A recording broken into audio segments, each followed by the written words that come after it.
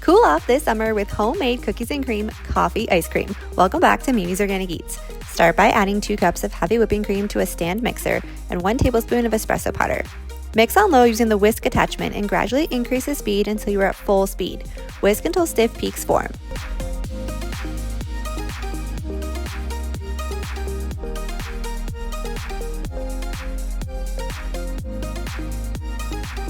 Next, fold in 14 ounces of sweetened condensed milk.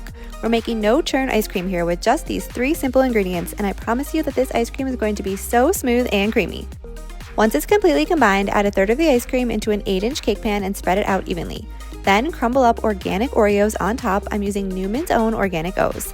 Next, add in the second third of the ice cream, spread it evenly, top with more cookies. And then add the remaining ice cream on top, spread it out evenly, and top with the last of the cookies. The hardest part of this is waiting for it to cool. Place it in the freezer and let it set overnight. Then you have delicious homemade ice cream with just a few organic ingredients. If you want more frozen dessert recipes just like this, be sure to hit that subscribe button and join me next time in the kitchen.